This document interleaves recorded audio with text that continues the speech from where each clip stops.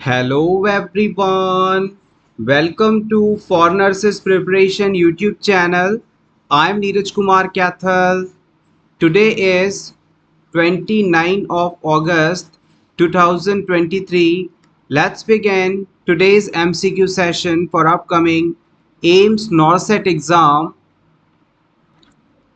Our first question is oligohydramnios is related to which of the following condition? अगर किसी pregnant women में amniotic fluid की मात्रा किसी भी समय 200 ml से कम हो तो ये कंडीशन ओलिगोहाइड्रेमनियोस के नाम से जानी जाती है।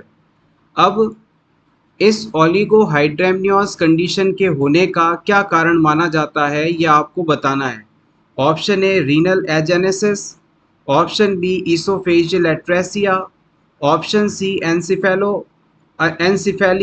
Option D Down syndrome.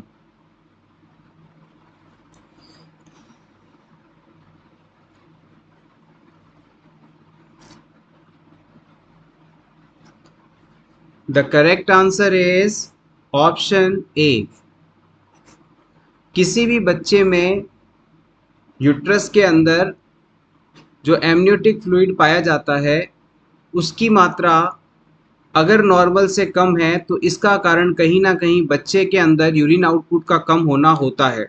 और यूरिन आउटपुट का कम होना इस बात को बताता है कि या तो बच्चे की किडनी सही तरीके से काम नहीं कर रही हैं या फिर किडनीज बन ही नहीं पाई हैं।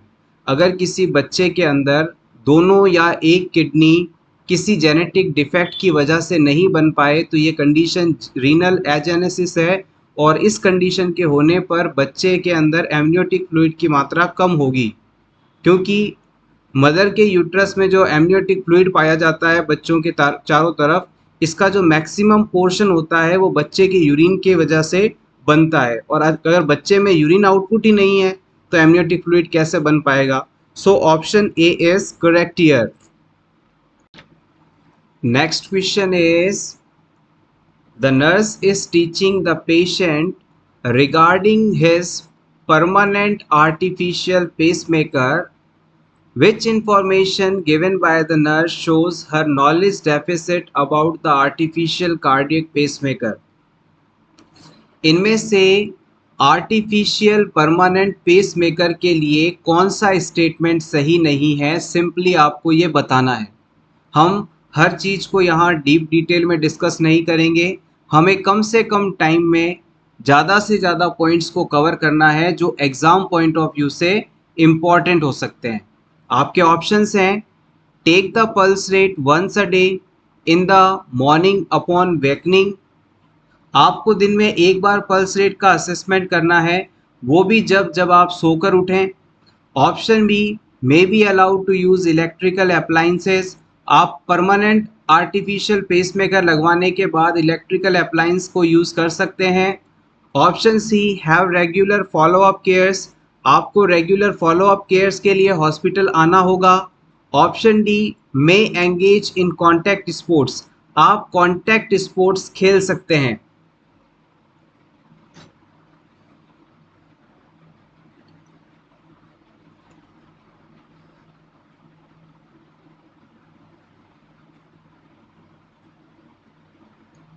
The correct answer is option D.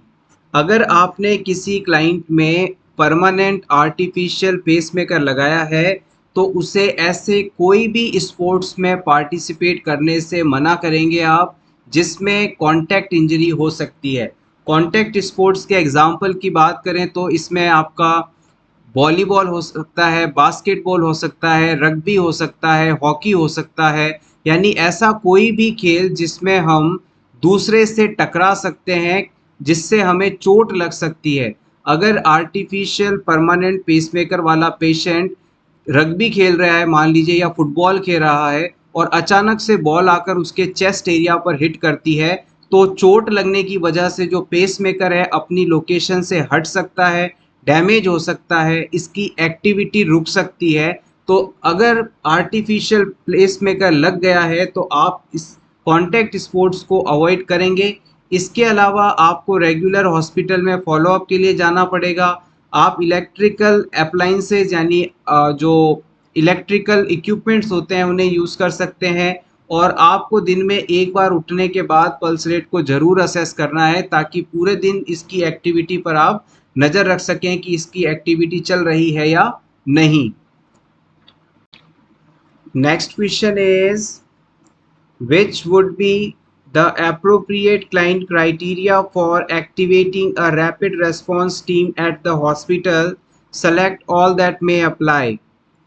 नीचे बताए ऑप्शंस में से उन सभी सही ऑप्शंस को आप सेलेक्ट करेंगे जो कि किसी भी हॉस्पिटल में रैपिड रेस्पॉन्स टीम को एक्टिवेट करने के लिए सबसे अप्रोप्रिएट हैं। ऑप्शन 1 है Glasgow Glasgow coma scale score 9 throughout the shift. Option 2 heart rate remains at 58 beats per minute for more than 1 hour। Option 3 post operative pain rated 10। Option 4 respiratory rate maintaining and increased to 30 breaths per minute। Option 5 sustained change in the level of consciousness for 10 minutes।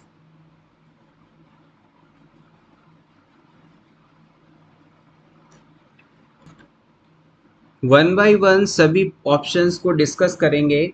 सबसे पहले Glasgow coma scale की बात करेंगे।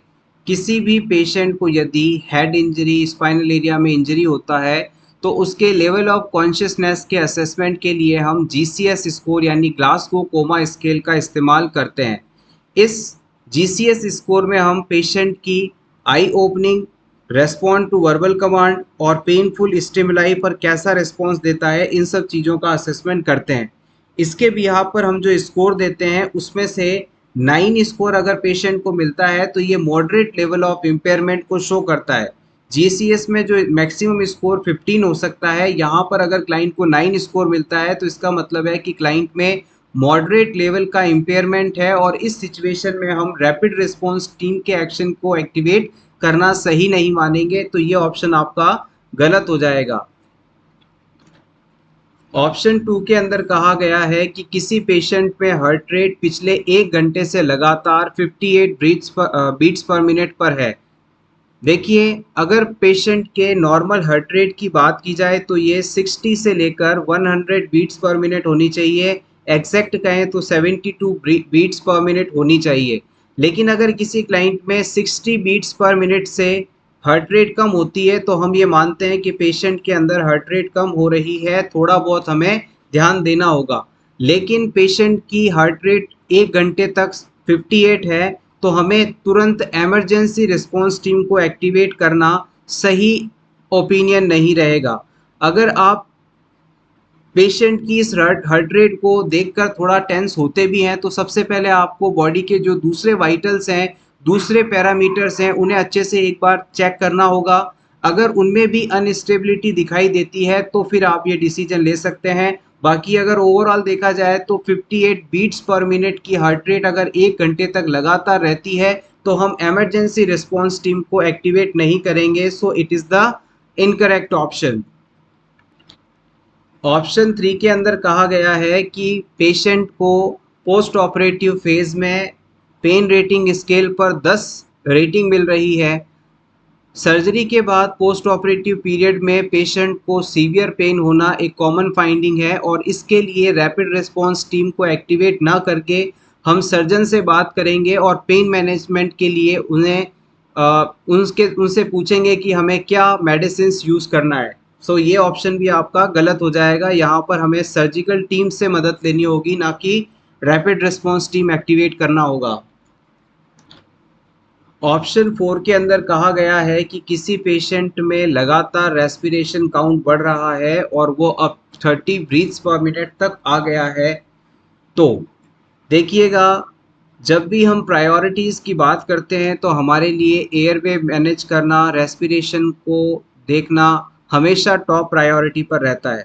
देखिएगा, जब भी patient के अंदर कोई ऐसी एबनॉर्मल सिचुएशन हो रही है जिसमें पेशेंट का respiration count 30 breaths per minute तक पहुंच गया है तो ये कॉज ऑफ कंसर्न हो सकता है। लेकिन फिर भी हमें इस सिचुएशन के होने के बाद क्लाइंट के क्लाइंट को पूरी तरह से एक बार असेस करना है। ये देखना है कि क्लाइंट को रेस्पिरेशन काउंट बढ़ने के साथ साथ रेस्पिरेटरी डिस्ट्रेस तो नहीं हो रहा है, क्लाइंट के अंदर इंक्रीज वर्क ऑफ ब्रीथिंग तो नहीं है, जैसे कि एक्सेसरी मसल्स का ज़्यादा इस्तेमाल करना, ऑक्सीजन का सेचुरेशन कितना है। ये सभी चीज़ों को देखने के बाद हम तुरंत रैपिड रिस्पॉन्स टीम को एक्टिवेट कर सकते हैं। तो फाइनली रेस्पिरेटरी रेट का मेंटेन ना रहकर हाई हो जाना कॉज ऑफ कंसर्न हो सकता है, तो हम इस ऑप्शन में रैपिड रिस्पॉन्स टीम की मदद ले सकते हैं ताकि वो बेहतर तरीके से आकर पेशेंट का असेसमेंट करे, ज़रूरी इंटरवेंशंस करवाए।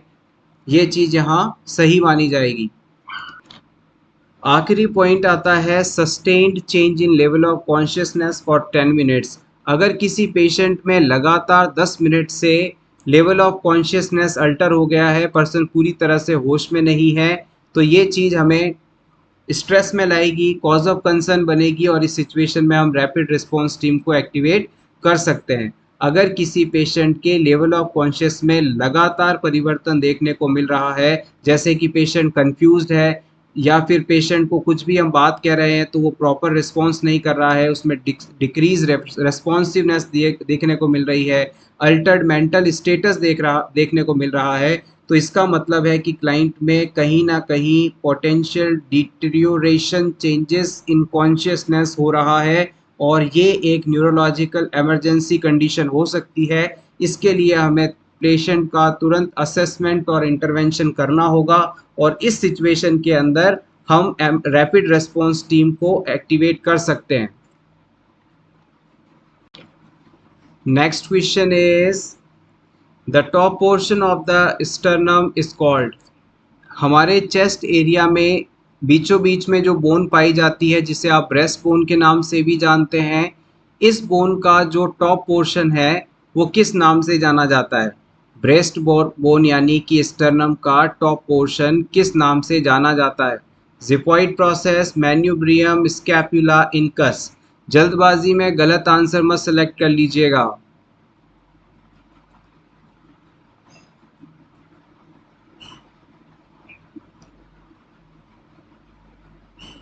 देखिएगा, हमारे चेस्ट एरिया के अंदर ट्रायंगुलर शेप की स्टर्नम बोन होती है जो कि एस शेप्ड क्लेविकल बोन के साथ अटैच रहती है और इसी से रिब्स निकली होती हैं, रिब्स जुड़ी होती हैं।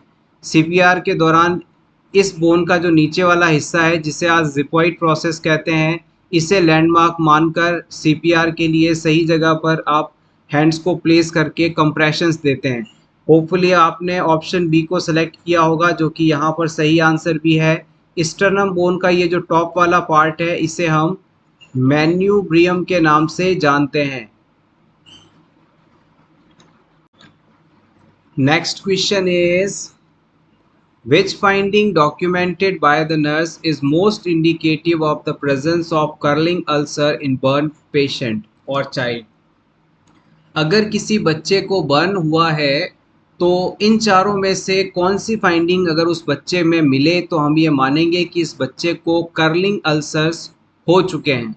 Option A absence of bowel sound, option B positive hemoccult test, option C an elevated haematocrit, option D distended abdomen.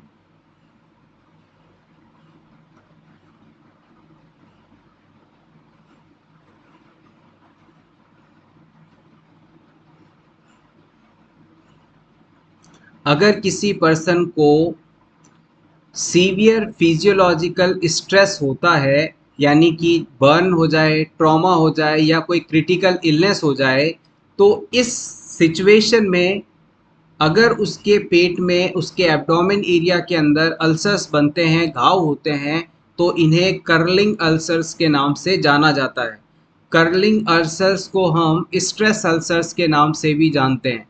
Curling ulcers को हम स्ट्रेस अल्सर के नाम से भी जानते हैं, जो कि बहुत ही ज़्यादा सीवियर फिजियोलॉजिकल स्ट्रेसफुल सिचुएशंस की वजह से होता है, जिसमें बर्न, ट्रॉमा, क्रिटिकल इलनेस आदि आते हैं।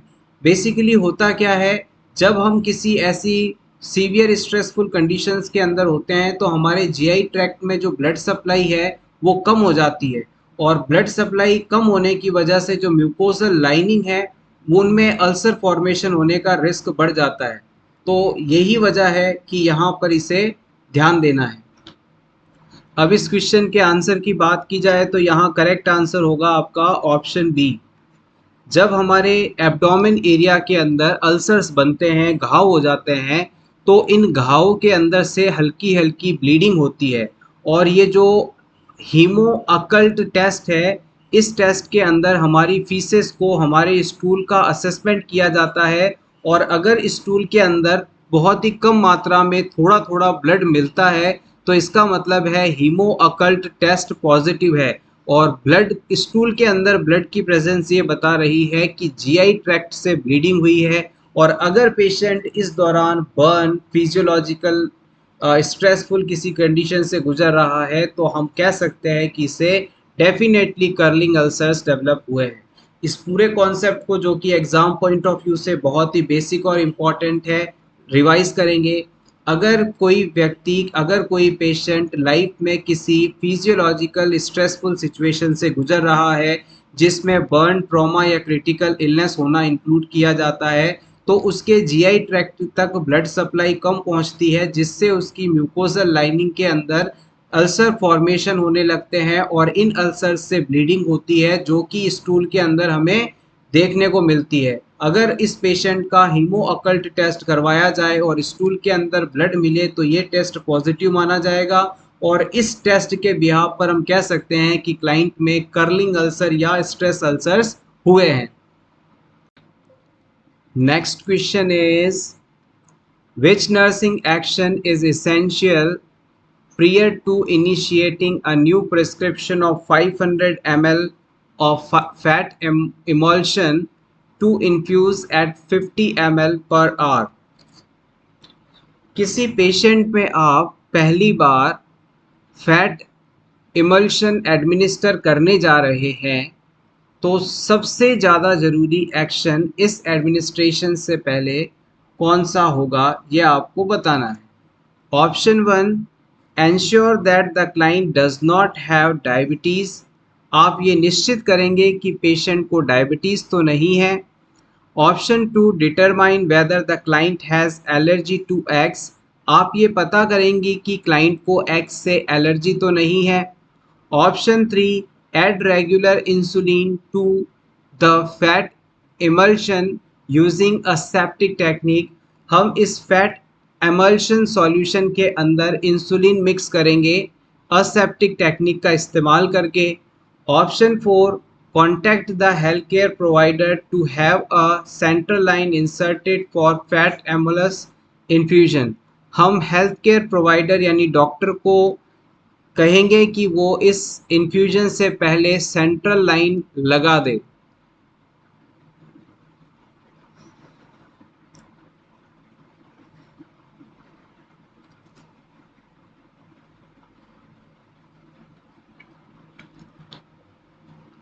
सबसे पहले तो आपको पता होना चाहिए कि ये फैट इमल्शन होता क्या है। फैट इमल्शन वह सॉल्यूशन है जो कि किसी भी पेशेंट को उसकी न्यूट्रिशन रिक्वायरमेंट को पूरा करने के लिए दिया जाता है। यानी कि ऐसा कोई भी पेशेंट जो कि ओरल रूट से फूड नहीं ले सकता तो उसकी फिज़िकल नीड्स को, न्यूट्रिशन नीड को पूरा करने के लिए हम आईवी रूट से जो सॉल्यूशन यूज़ करते हैं उसे हम फैट इमल्शन के रूप में जानते हैं। अब इस इमल्शन को एडमिनिस्टर करने से पहले हम ये चीज़ कंफर्म कर लेते हैं कि क्लाइंट को एग से एलर्जी तो नहीं है। क्लाइंट को एग से एलर्जी तो नहीं है, ये चीज़ इस फैट इमल्शन को एडमिनिस्टर करने से पहले असेस किया जाता है। क्योंकि ये जो फैट एमल्शन है ये एग फॉस्फोलिपिड से बनता है और अगर क्लाइंट में एग से एलर्जी है तो उसमें एडवर्स रिएक्शंस या एलर्जिक रिएक्शंस देखने को मिल सकती हैं। Next question is, parathyroid hormone helps in homeostasis of. हमारी पैराथायरॉयड ग्लैंड से जो हार्मोन सिक्रीट होते हैं वो किसे मैनेज करने का काम करते हैं? सोडियम और पोटेशियम को। कैल्शियम और नाइट्रोजन को, पोटेशियम और फॉस्फेट को, कैल्शियम और फॉस्फेट को।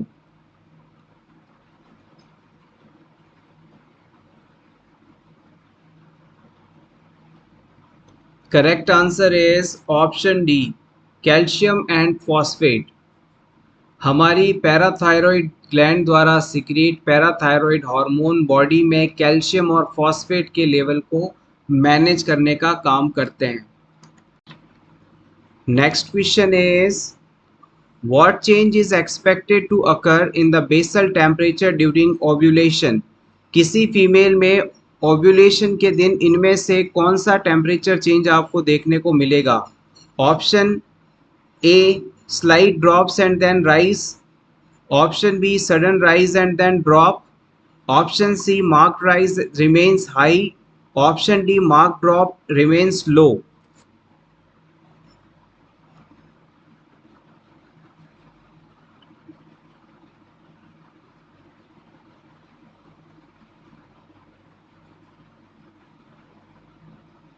The correct answer is option A।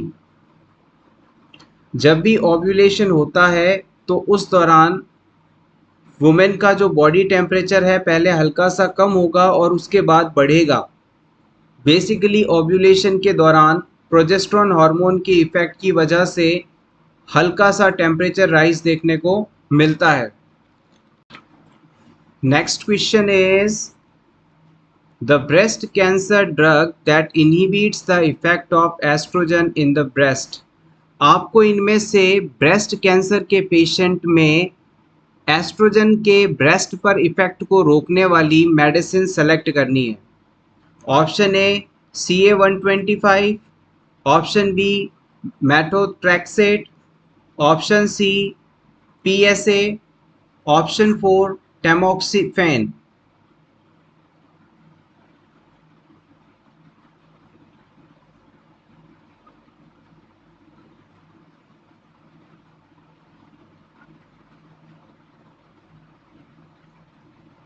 देखिएगा यहाँ पर ऑप्शन डी सही माना जाएगा। टैमोक्सिफेन सिट्रेट नाम की जो मेडिसिन है वो ब्रेस्ट कैंसर के लिए ड्रग ऑफ चॉइस के रूप में इस्तेमाल की जाती है। ये जो टैमोक्सिफेन मेडिसिन है ये SERM ग्रुप की मेडिसिन कहलाती है। SERM का फुल फॉर्म होता है सेलेक्टिव एस्ट्रोजन रिसेप्टर मॉड्यूलेटर, यानी कि ये मेडिसिन एस्ट्रोजन हार्मोन का ब्रेस्ट टिश्यूज पर इफेक्ट रोक कर इस डिजीज के ट्रीटमेंट में हेल्प करती है। एक बार फिर से नोट करिएगा, tamoxifen citrate is the drug of choice for breast cancer. It belongs to selective oestrogen receptor modulator category. It blocks the receptors of estrogen in the breast tissue, and by this it improves the condition of client. Next question is a client is admitted with a higher than expected red blood cell count. What physiological alteration does the nurse expect will result from this clinical finding? किसी patient में normal से काफ़ी ज़्यादा मात्रा में RBCs मौजूद हैं। इस सिचुएशन में इस पेशेंट में कौन से फिजियोलॉजिकल चेंज आपको देखने को मिलेंगे ये आपको बताना है। Option A increase serum pH, option B decrease haematocrit, option C increase blood viscosity, option D decrease immune response.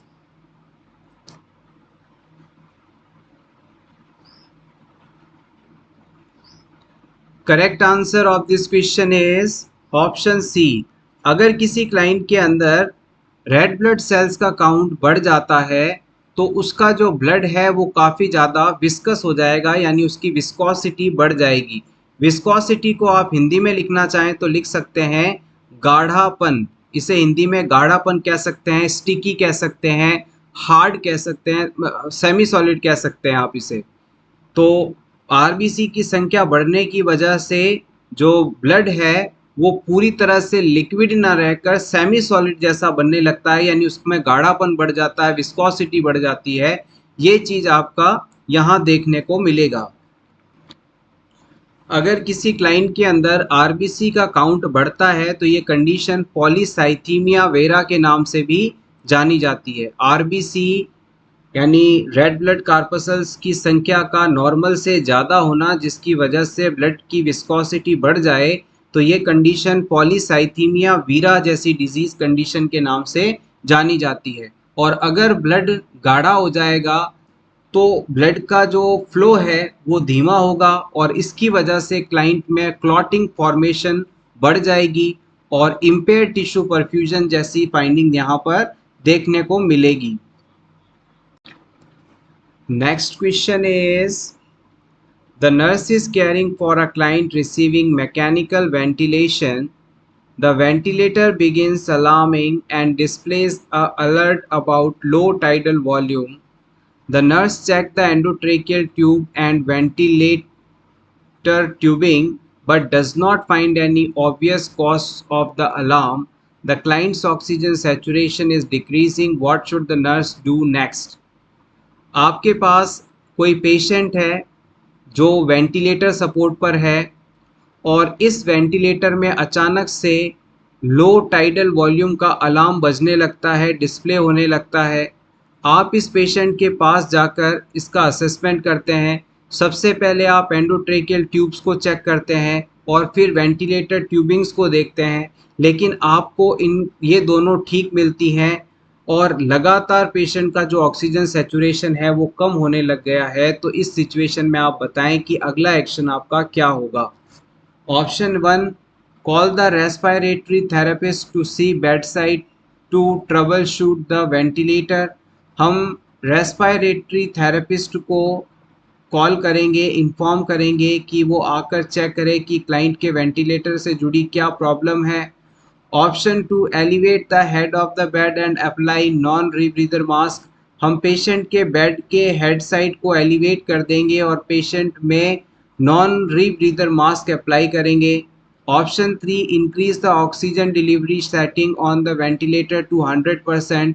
हम पेशेंट के वेंटिलेटर में ऑक्सीजन डिलीवरी का जो सिस्टम है उसे पूरी तरह से एक्टिवेट कर देंगे, 100% ऑक्सीजन डिलीवर करने वाले मोड पर शिफ्ट करेंगे। Option 4, manually ventilate the with a bag valve mask resuscitator attached to the endotracheal tube. हम पेशेंट के एंडोट्रेकियल ट्यूब पर अटैच किया हुआ बैग एंड मास्क वेंटिलेटर निकालकर पेशेंट को मैन्युअली वेंटिलेट करने लगेंगे। अगर आपके पेशेंट में वेंटिलेटर लगा हुआ है और वेंटिलेटर पर लो टाइडल वॉल्यूम का अलार्म डिस्प्ले होने लगा, तो आप इस सिचुएशन में सबसे पहले जाकर एंडोट्रेकियल ट्यूब को असेस करते हैं, फिर वेंटिलेटर ट्यूबिंग्स को देखते हैं।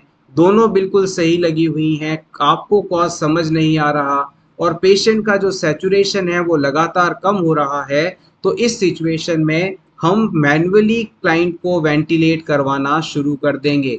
जब वेंटिलेटर सही काम नहीं कर रहा है, वेंटिलेटर से रिलेटेड प्रॉब्लम आइडेंटिफाई हम नहीं कर पा रहे हैं, तो पेशेंट की लाइफ को सेव करना हमारी प्रायोरिटी है और इसके लिए हम जो एंडोट्रेकियल ट्यूब के साथ बैग वाल्व मास्क रिसस्टिटेटर अटैच किया गया है उससे हम मैन्युअली वेंटिलेट करके क्लाइंट को सेव करेंगे। वेंटिलेटर में जब भी पेशेंट को हैंडल किया जाता है तो इस बात का हमें ध्यान रखना है कि जैसे ही पेशेंट में लो टाइडल वॉल्यूम का अलार्म डिस्प्ले हो, तुरंत हमें अलर्ट होकर ये देखना चाहिए कि क्लाइंट में adequate volume of air deliver हो रहा है या नहीं। अगर कोई भी प्रॉब्लम समझ में नहीं आती है तो दिमाग में आप ये मानकर चलेंगे कि पेशेंट में किसी ना किसी प्रकार की दिक्कत है और उसे proper volume of air deliver नहीं हो रहा है। इस सिचुएशन में उसका सैचुरेशन भी अगर कम हो रहा हो तो आपको बिना समय गवाए बैग एंड मास्क वेंटिलेशन की मदद से क्लाइंट को वेंटिलेट करना है। Next question is a client receiving vent assisted mode ventilation begins to experience cluster breathing after recent intracranial occipital bleeding. The nurse should किसी पेशेंट को आपने वेंटी असिस्टेड मोड पर रखा है और अचानक इस पेशेंट में क्लस्टर ब्रीथिंग शुरू हो जाती है इंट्राक्रेनियल ऑक्सीपिटल ब्लीडिंग के बाद, तो इस सिचुएशन में एज अ नर्स आप क्या करेंगे? Option one, count the rate to be sure that ventilations are deep enough to be sufficient. Option 2, notify the physician of the client's breathing pattern. Option 3, increase the rate of ventilations. Option 4, increase the tidal volume on the ventilator.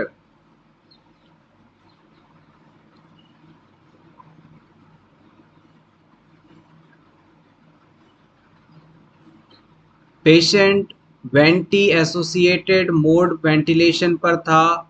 Intracranial occipital bleeding के बाद cluster breathing develop अगर हो जाए तो as a nurse आप सबसे पहले physician को इस पेशेंट के ब्रीथिंग पैटर्न के बारे में बताएंगे। Option 2 is correct here. यहाँ पर जो क्लस्टर ब्रीथिंग वर्ड इस्तेमाल किया गया है, इस क्लस्टर ब्रीथिंग को हम अटैक्सिक ब्रीथिंग टर्म द्वारा भी जानते हैं। अटैक्सिक ब्रीथिंग, क्लस्टर ब्रीथिंग कह दीजिए या अटैक्सिक ब्रीथिंग कह दीजिए, दोनों एक ही चीज़ है। इस प्रकार की ब्रीथिंग पैटर्न के अंदर होता क्या है? सबसे पहले तो ये एक एबनॉर्मल ब्रीथिंग पैटर्न है। इसके अंदर इर्रेगुलर और वेरिंग डेप्थ ऑफ ब्रीथिंग देखने को मिलती है और बीच बीच में क्लाइंट को एपनिया आता है। यानी कि जैसे इस ग्राफ से समझिए इस चीज़ को, पेशेंट का नॉर्मल रेस्पिरेशन मान लीजिए कुछ इस प्रकार से होता है, ये एक पैटर्न चलता है। लेकिन यहाँ क्या होगा, पहले रेस्पिरेशन आया नहीं, फिर अचानक आया, फिर ज़्यादा आया, फिर बहुत ज़्यादा आया, फिर बिल्कुल आया नहीं, फिर बिल्कुल नहीं आया, फिर बहुत ज़्यादा आया, फिर थोड़ा सा आया, फिर नहीं आया। मतलब एक रिदम में ना चलकर बहुत ही एबनॉर्मल तरीके का जो रेस्पिरेशन होता है उसे क्लस्टर ब्रीथिंग या अटैक्सिक ब्रीथिंग के रूप में जाना जाता है। मतलब रेस्पिरेशन होगा तो थोड़ा डीप होगा, ज़्यादा डीप होगा, और ज़्यादा डीप होगा, फिर गायब हो जाएगा यानी एपनिया आएगा, फिर ज़्यादा होगा, फिर कम होगा, फिर कम होगा, फिर एपनिया आ जाएगा, फिर ज़्यादा होगा, फिर कम होगा, फिर कम होगा, फिर एपनिया आ जाएगा। तो ये जो पैटर्न है इसे हम क्लस्टर ब्रीथिंग या अटैक्सिक ब्रीथिंग के रूप में जानते हैं। और यहाँ पर ये सब बात डिस्कस करने का जो मेन मुद्दा था वो आपको ये चीज़ समझाने था कि अगर किसी क्लाइंट में क्लस्टर या अटैक्सिक टाइप की ब्रीथिंग अगर शो होती है तो इसका मतलब है क्लाइंट के ब्रेन स्टेम एरिया के अंदर इंजरी हुई है या क्लाइंट का जो ब्रेन स्टेम पार्ट है वो पूरी तरीके से काम सही तरीके से नहीं कर रहा है। यहाँ पर आप नोट कर लीजिएगा, ब्रेन स्टेम इंजरी और डिसफंक्शन, इसकी वजह से ये क्लस्टर ब्रीथिंग यहाँ देखने को मिलती है। और जैसे ही ये चीज़ डेवलप होती है तो इसका जो मेन कॉज होता है ये बेसिकली इंट्राक्रेनियल ब्लीडिंग के कारण होता है।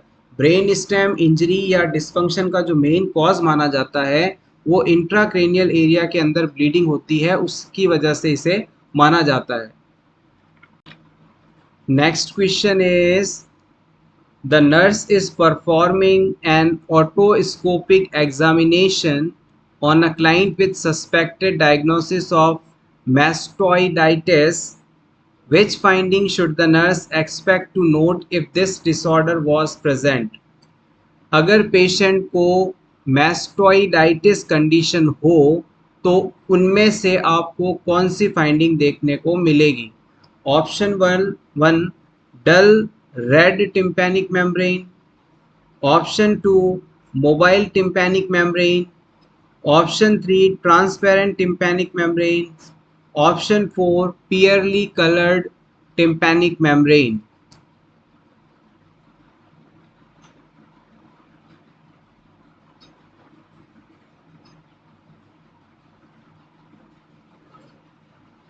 देखिए, मैस्टोइडाइटिस का मतलब होता है ईयर में पाई जाने वाली मैस्टोइड बोन के अंदर इन्फेक्शन और इन्फ्लामेशन का होना। और अगर ईयर के अंदर पाई जाने वाली मैस्टोइड बोन के अंदर ईयर इन्फेक्शन और इन्फ्लामेशन होती है तो इस सिचुएशन में आपकी जो पेशेंट की टिम्पैनिक मेम्ब्रेन है वो काफ़ी ज़्यादा डल और रेड कलर की दिखाई देती है। किसी भी क्लाइंट में डल रेड टिम्पैनिक मेम्ब्रेन का होना मैस्टोइडाइटिस इन्फेक्शन के बारे में बताता है। ये मैस्टोइड बोन जो है ये ईयर के पीछे पाई जाती है और इसमें इन्फेक्शन और इन्फ्लामेशन का होना मैस्टोइडाइटिस कंडीशन के रूप में जाना जाता है। ये एक प्रकार से देखा जाए तो मिडिल ईयर इन्फेक्शन के रूप में क्लासिफाई किया जाता है। Next question, the nurse assists the primary health care provider with the removal of chest tube. During the procedure, the nurse instruct the client to perform which action? ये question आपके upcoming AIIMS NORCET exam के लिए बहुत ज़्यादा important है। Previous exam में भी इसे पूछा गया है। आप एज अ नर्स किसी डॉक्टर को असिस्ट कर रहे हैं during the removal of chest tube. इस प्रोसीजर के दौरान आप पेशेंट को जब चेस्ट ट्यूब निकाली जाएगी तो क्या करने का इंस्ट्रक्शन देंगे? आप पेशेंट से कहेंगे inhale deeply, option 2 breathe normally, option 3 breathe out forcefully, option 4 take a deep breath and hold it.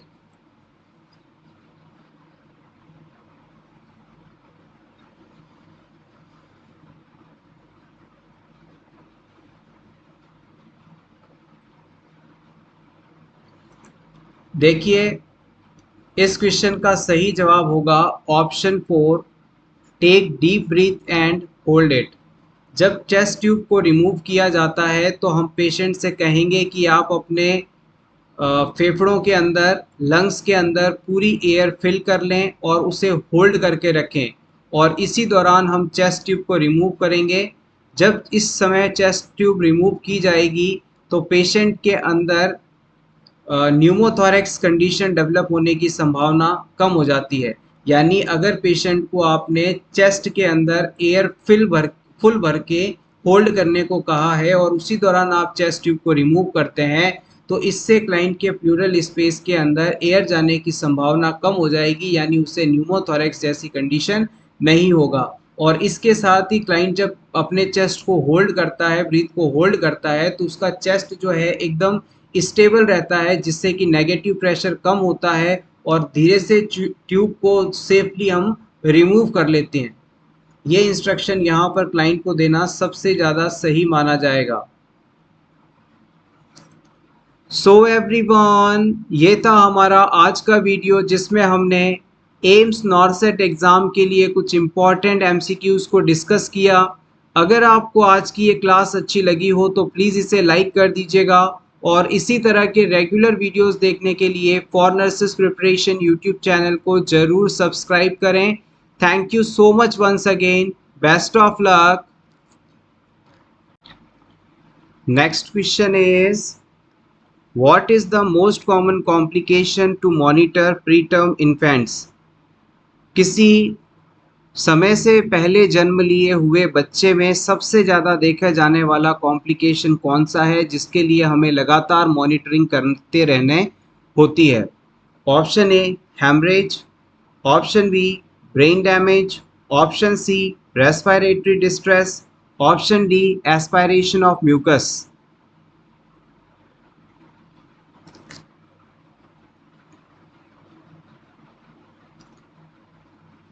The correct answer is option C respiratory distress.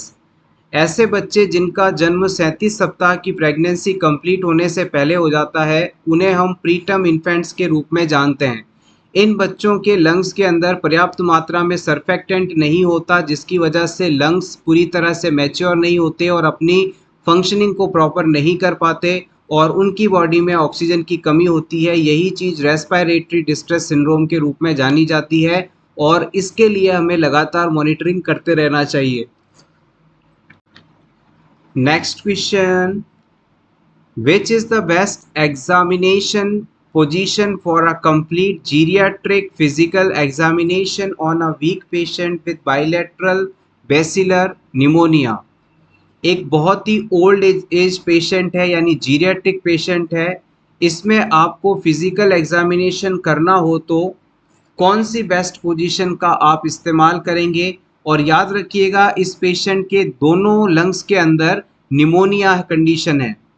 आपके ऑप्शंस हैं prone position, Sims position, supine position, lateral recumbent position.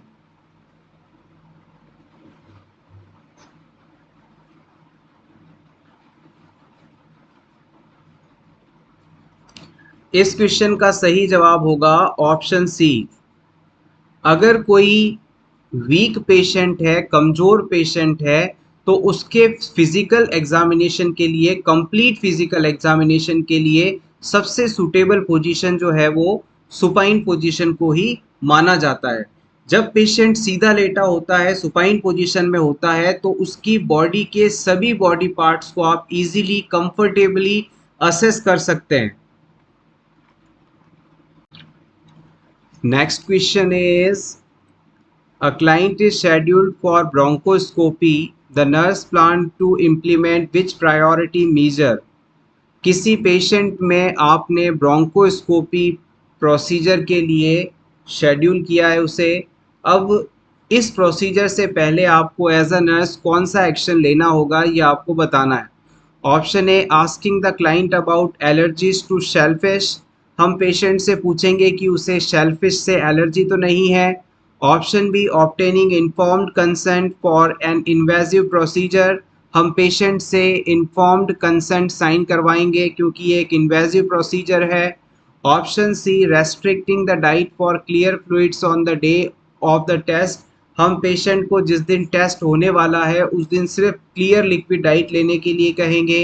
Option D administering pre procedure antibiotics prophylactically. इस procedure से पहले हम client में prophylactic antibiotics का administration करेंगे। देखिएगा यहाँ पर आपको क्वेश्चन के ऑप्शंस पढ़ने के बाद कई सारे ऑप्शंस अच्छे लग रहे होंगे, सही लग रहे होंगे, लेकिन आप क्वेश्चन की लैंग्वेज पर गौर करिएगा। ये प्रायोरिटी पूछ रहा है यानी कि सबसे ज़्यादा ज़रूरी क्या है वो चीज़ आपको सेलेक्ट करनी है।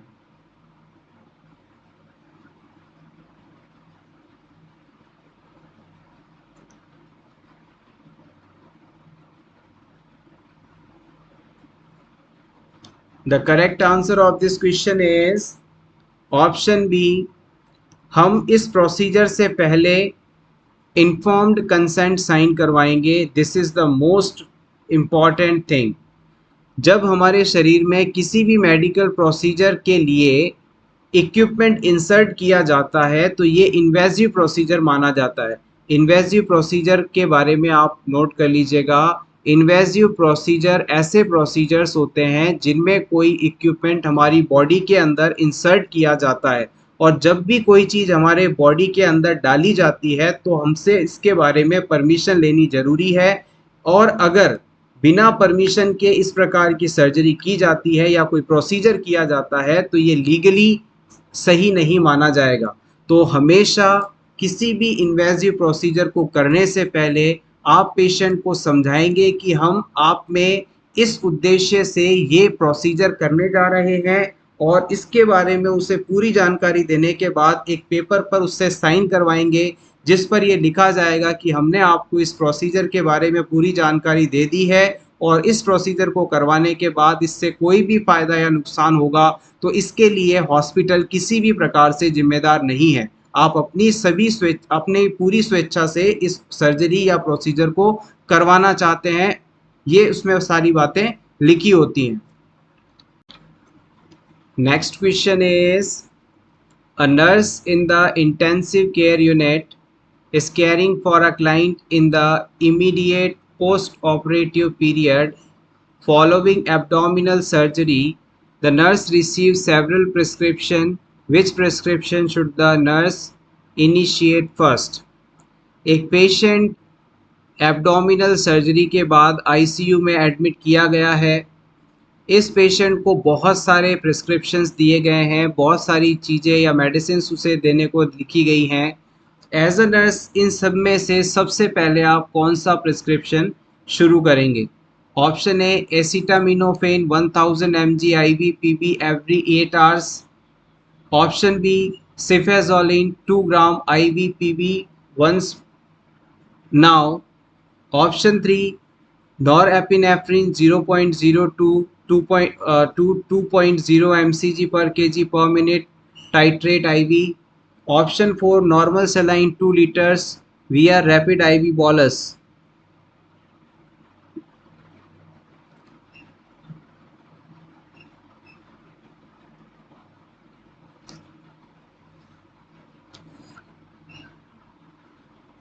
आईसीयू में एब्डोमिनल सर्जरी के बाद पेशेंट को कौन सा प्रिस्क्रिप्शन सबसे पहले देना जरूरी है? Correct answer is option three norepinephrine 0.02 to 2.0 mcg पर kg पर मिनट। ये प्रिस्क्रिप्शन यहाँ सबसे पहले देना जरूरी है। नॉरएपिनेफ्रिन नाम की जो मेडिसिन है वो एक वैसोप्रेसर ड्रग के रूप में काम करती है, यानी नॉरएपिनेफ्रिन देने से क्लाइंट की जो ब्लड वेसल्स हैं वो कॉन्स्ट्रिक्ट हो जाती हैं और इनके कॉन्स्ट्रिक्ट होते ही क्लाइंट का ब्लड प्रेशर बढ़ने लगता है और टिश्यूज़ तक जो पुअर परफ्यूजन था वो बेहतर होने लगता है, यानी कि सभी बॉडी टिश्यूज़ तक प्रॉपर मात्रा में ब्लड सप्लाई पहुंचने लगती है। तो जब भी पेशेंट एब्डोमिनल सर्जरी के बाद आईसीयू के अंदर एडमिट हुआ है तो वहाँ चांसेस हैं कि पेशेंट का जो ब्लड है वो कम होगा और ब्लड वॉल्यूम कम होने से उसमें हार्ट रेट बढ़ी होगी और जो ब्लड प्रेशर है वो कम रहा होगा। तो इस सिचुएशन में हम सबसे पहले नॉरएपिनेफ्रिन ड्रग एडमिनिस्टर करेंगे ताकि उस क्लाइंट का जो बीपी है वो बढ़ जाए और क्लाइंट के अंदर जो टिश्यू परफ्यूजन है वो भी बेहतर हो सके। Next question is, which activity should the nurse encourage the client to avoid when there is a risk for increased intracranial pressure? अगर किसी क्लाइंट में आईसीपी बढ़ने की संभावना है तो आप उसे कौन सी एक्टिविटी नहीं करने की सलाह देंगे? Option one deep breathing, option B turning, option three coughing, option four range of motion exercises.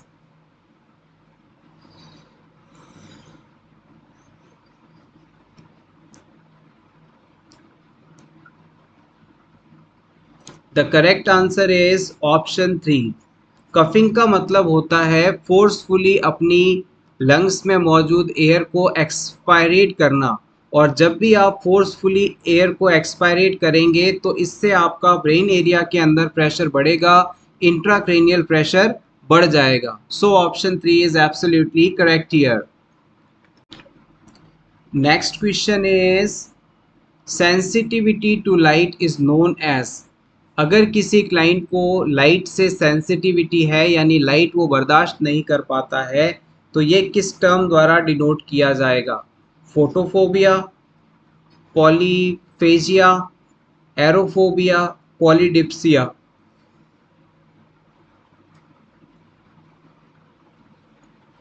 Polydipsia का मतलब होता है कि क्लाइंट को बहुत ज़्यादा प्यास लगना, excessive fluid intake is known as polydipsia. Aerophobia शब्द का मतलब होता है कि अगर किसी क्लाइंट को एयर ट्रैवल या फ्लाइंग से डर लगे, एरोप्लेन से ट्रैवल करने में डर अगर लगता है तो ये चीज़ जो है एरोफोबिया के नाम से जानी जाएगी। पॉलीफेजिया शब्द का मतलब होता है एक्सेसिव हंगर, यानी कि क्लाइंट बहुत ज़्यादा खाना खाएगा, उसे बहुत भूख लग रही है, तो ये टर्म पॉलीफेजिया है। Finally option A is correct here. Sensitivity to light is known as photophobia. Next question is the nurse assessing the apical heart rate of several different newborn infants notes that which heart rate is normal for this newborn population. इनमें से newborn babies में normal heart rate कितनी होती है ये आपको select करना है। 90, 140, 180, 190। ये क्वेश्चन अलग तरीके से हम प्रीवियस क्लासेस में आपको बता चुके हैं, होपफुली आप इसे अब गलत नहीं करेंगे। यस एग्जैक्टली, अगर आपने ऑप्शन टू को सेलेक्ट किया है तो ये बिल्कुल सही है। किसी भी न्यूबॉर्न बेबी के अंदर नॉर्मल हार्ट रेट जो है वो 120 से लेकर 160 बीट्स पर मिनट के बीच में देखने को मिलती है। 120 से लेकर 160 बीट्स पर मिनट यदि किसी बच्चे की हार्ट रेट है तो हम इसे बिल्कुल नॉर्मल कंसीडर करते हैं। Next question is which of the following is not part of biophysical profile. इनमें से बायोफिजिकल प्रोफाइल का कौन पार्ट नहीं माना जाता। Option A fetal swallowing, option B flexion of the limb, option C amniotic fluid, option D fetal breathing.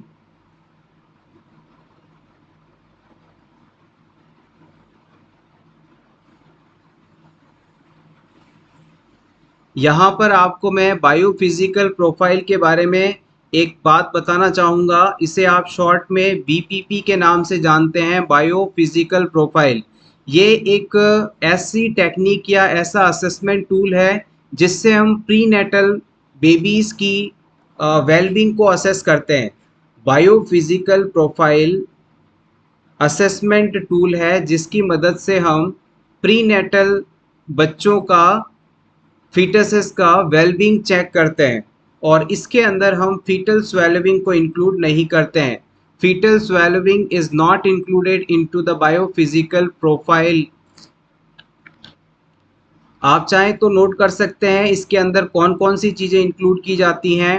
Biophysical profile के अंदर हम टोटल 5 कंपोनेंट्स को इंक्लूड करते हैं। सबसे पहला fetal breathing movements, second number पर आता है फीटल मूवमेंट जिसमें फ्लैक्शन ऑफ द लिम्ब को इंक्लूड करते हैं। फिर थर्ड नंबर पर आता है फीटल टोन जिसमें हम extension and flexion of the limbs को इंक्लूड करते हैं। चौथे नंबर पर आता है एमनियोटिक फ्लूइड वॉल्यूम और पांचवें नंबर पर आता है फीटल हार्ट रेट या रिएक्टिविटी। एक बार फिर से नोट समझ लीजिएगा। 5 चीज़ें बायोफिजिकल प्रोफाइल में हम इंक्लूड करते हैं। सबसे पहले फीटल ब्रीथिंग मूवमेंट्स, सेकंड पर आता है फीटल मूवमेंट जिसमें फ्लैक्शन ऑफ द लिम्ब्स देखा जाता है। तीसरे नंबर पर फीटल टोन आती है जिसमें एक्सटेंशन और फ्लैक्शन दोनों को देखते हैं। बच्चे के लिम्ब्स का एक्सटेंशन और फ्लैक्शन दोनों देखा जाता है। फिर आता है एमनियोटिक फ्लूइड वॉल्यूम और लास्ट आता है fetal heart rate reactivity. Next, a nurse is concerned that a client is at risk of developing hyperkalemia. Which disease does the client have that has caused this concern? इनमें से किस disease condition के होने पर client की body में potassium की मात्रा बढ़ने की संभावना होती है, यानी कि हाइपरकैलीमिया कंडीशन होने की संभावना बढ़ जाती है। Option A Crohn's disease, option B Cushing syndrome, option 3 end stage renal disease, option 4 gastroesophageal reflex disease.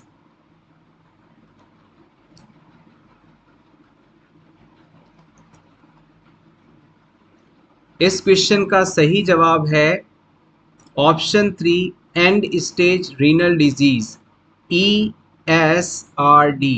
And stage renal disease condition होने पर पेशेंट में आपको पोटेशियम का लेवल नॉर्मल से ज़्यादा देखने को मिलता है। जब client and stage renal disease के अंदर होता है तब उस पर्सन की जो किडनीज़ हैं वो पूरी तरह से लगभग काम करना बंद कर देती हैं, यानी कि बिल्कुल भी फिल्ट्रेशन प्रोसेस नहीं हो पाता और इस सिचुएशन के अंदर बॉडी के अंदर जो इलेक्ट्रोलाइट्स मौजूद हैं उन्हें एक्सक्रीट आउट करने का प्रोसेस भी नहीं हो पाता।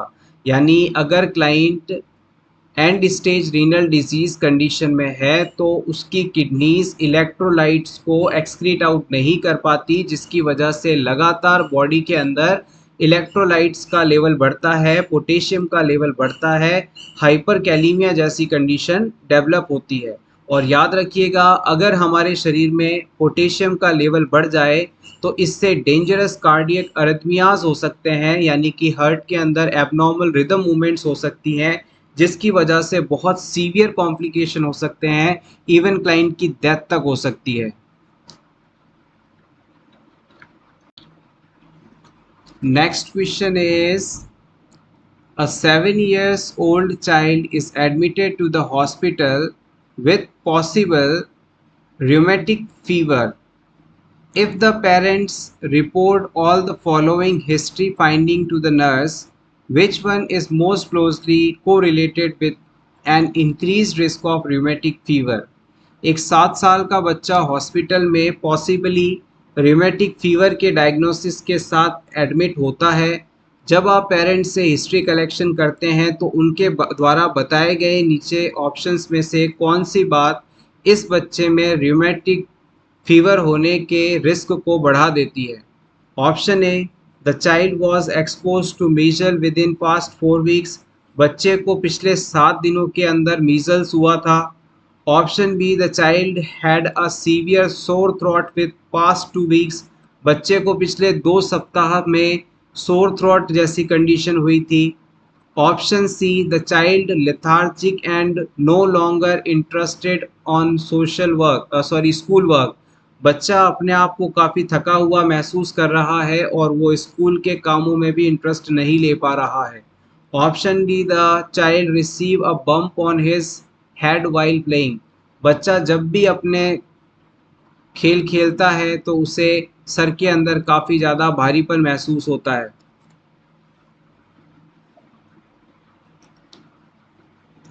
देखिए, अगर बच्चे को 2 सप्ताह के पहले या 2 सप्ताह के अंदर अंदर सोर थ्रोट इन्फेक्शन हुआ हो, जो कि मोस्टली स्ट्रेप्टोकोकल बैक्टीरिया द्वारा अगर हुआ है, तो बहुत ज़्यादा संभावना है कि ये बैक्टीरिया गले से निकलकर हार्ट, जॉइंट्स आदि जगह पर पहुंचकर इन्फ्लामेशन कॉज कर दे और यही इन्फ्लामेशन र्यूमेटिक फीवर के नाम से जानी जाती है। अगर किसी बच्चे को स्ट्रेप्टोकोकल फेरेंजाइटिस यानी स्ट्रेप थ्रॉट जैसी कंडीशन हुई है और बच्चे का प्रॉपर ट्रीटमेंट नहीं हो पाया है, तो उस बच्चे के अंदर rheumatic fever disease डेवलप होने की संभावना बढ़ जाती है। Next question is, the nurse is assessing a client in the post ictal phase of generalized tonic-clonic seizure. The nurse should determine if the client has nurse किसी patient को seizures के बाद यानी पोस्ट इक्टल फेज के अंदर assess कर रही है। इनमें से पेशेंट में कौन सी फाइंडिंग इस फेज में देखने को मिलेगी? Option 1 drowsiness, option 2 inability to move, option 3 paraesthesia, option 4 hypotension.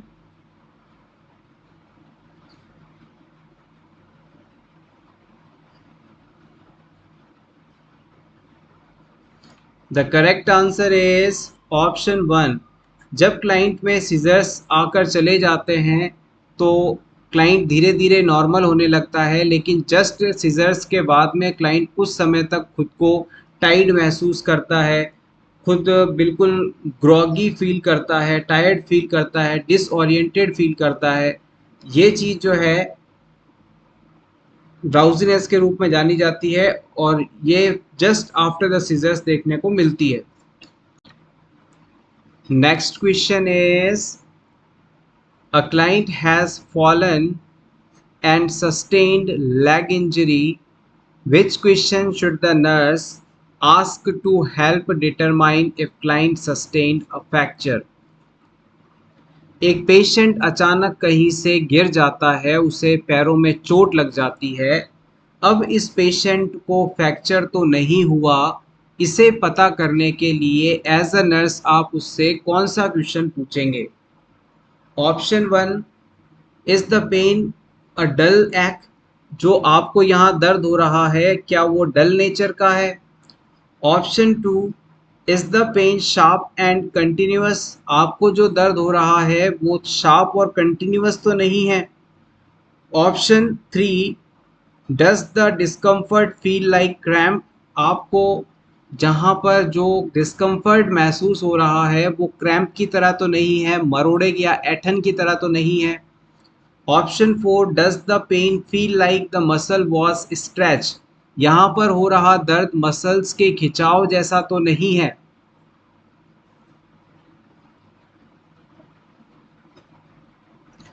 अगर किसी क्लाइंट को फ्रैक्चर होता है तो फ्रैक्चर होने पर जो पेन होता है वो काफ़ी ज़्यादा शार्प और कंटिन्यूअस होता है। पेन पेशेंट को बहुत ही ज़्यादा तेज़ दर्द होगा और लगातार दर्द रहेगा, तो ये फ्रैक्चर होने की निशानी है। Next question is Mr. A was ordered digoxin 0.25 mg OD, which is poor knowledge regarding this drug. Mister A को किसी कंडीशन के ट्रीटमेंट के लिए डिगॉक्सिन मेडिसिन दी गई है और इसकी डोज है 0.25 mg दिन में एक बार।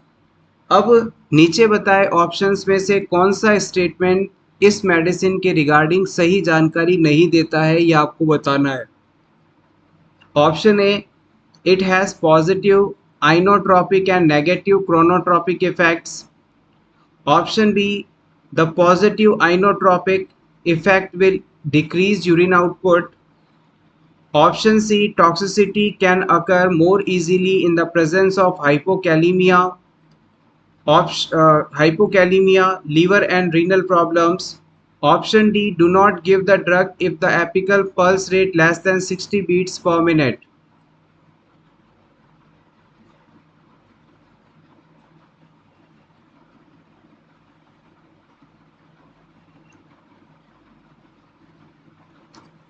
The correct answer of this question is option B. Digoxin drug के लिए ऑप्शन बी में कहा गया स्टेटमेंट सही नहीं है, ये आपके लिए करेक्ट माना जाएगा। यहाँ पर ऑप्शन बी में कहा गया है कि डिगॉक्सिन एक पॉजिटिव आइनोट्रॉपिक ड्रग है जो कि यूरिन आउटपुट को कम करती है, ये चीज़ बिल्कुल गलत है। जो भी मेडिसिन आइनोट्रॉपिक कैटेगरी की होती है, यानी कि जिस भी मेडिसिन में आइनोट्रॉपिक इफेक्ट देखने को मिलता है, इसका मतलब होता है कि वो हार्ट के कॉन्ट्रैक्शंस को पावरफुल बनाकर कार्डियक आउटपुट को बढ़ा रही है। अगर आपसे कहा जाए कि डिगॉक्सिन एक पॉजिटिव आइनोट्रॉपिक मेडिसिन है, तो इसका मतलब होता है कि वो हार्ट के मायोकार्डियल मसल्स के कॉन्ट्रैक्शन को पावरफुल बनाकर कार्डियक आउटपुट को बढ़ा रही है। ऑप्शन बी के अनुसार यहाँ पर आइनोट्रॉपिक एक्शन यूरिन आउटपुट से रिलेटेड नहीं होता, तो ये ऑप्शन आपका गलत रहेगा। इसके अलावा बाकी सभी ऑप्शंस बिल्कुल सही हैं। डिगॉक्सिन ड्रग का इस्तेमाल हार्ट फेलियर वाली कंडीशंस के लिए किया जाता है। यहाँ पर नेगेटिव क्रोनोट्रॉपिक इफेक्ट दिया गया है, इसका मतलब होता है कि ये हार्ट रेट को कम करती है। जो डिगॉक्सिन ड्रग है ये हार्ट के कॉन्ट्रैक्शन को पावरफुल बनाती है, लेकिन जो हार्ट रेट होती है, पल्स रेट होती है, उसे कम करती है। ये नेगेटिव क्रोनोट्रॉपिक इफेक्ट कहलाता है। आइनोट्रॉपिक में तो पावरफुल कॉन्ट्रैक्शंस बढ़ते हैं, जबकि नेगेटिव क्रोनोट्रॉपिक का मतलब होता है हार्ट रेट की संख्या कम होना, पल्स काउंट का कम होना। Next question is which clinical manifestation is a typical reaction to long-term phenytoin sodium therapy? अगर कोई पर्सन लंबे समय से फेनेटोइन ले रहा है तो उसमें कौन सा clinical manifestation as a complication देखने को मिलेगा? Option 1 weight gain, option 2 insomnia, option C excessive growth of gum tissue, option 4 deteriorating आईसाइट्स।